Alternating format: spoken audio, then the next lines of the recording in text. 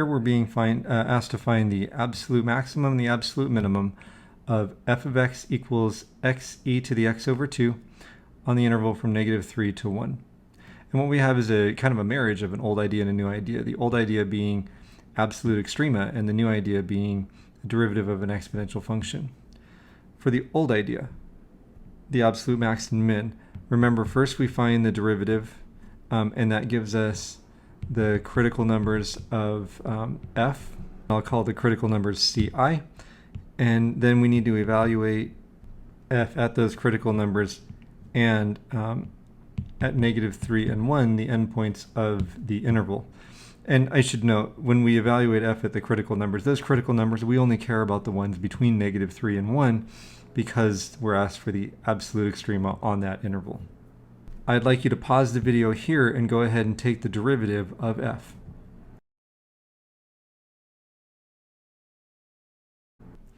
Since we have a product, I've identified x as u and e to the x over 2 as v, and the pink up here for the exponent x over 2 is because we're going to be using the chain rule.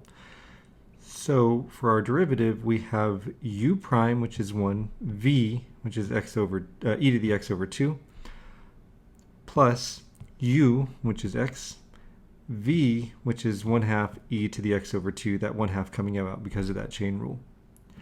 Factoring out that e to the x over 2 gives me f prime of x is equal to e to the x over 2 times the quantity of 1 plus 1/2 x.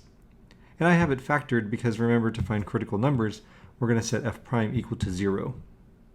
F prime equals 0 would imply that x is equal to -2. And so we have that -2 is a critical number. Notice that -2 is in the interval that we were looking at to begin with, -3 to 1. Now I like to use familiar structures for things like this. And things like this meaning outputs that we need associated with -3, -2, and 1. So remember, -2 is a critical number. And then -3 and 1 were the endpoints of the interval.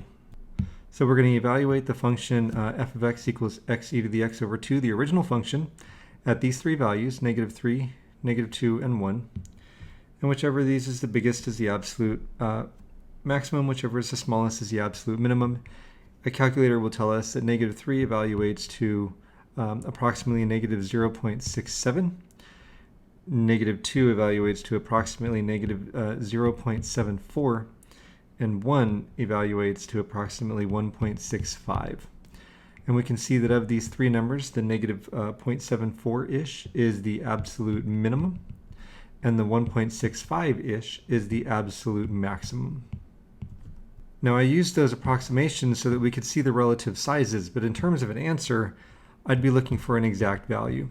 So we're going to say that the absolute maximum is e to the 1/2, that's what happens when we put 1 in place of x, and the absolute minimum is -2 over e, that's what happens when we put -2 in place of x in the original function.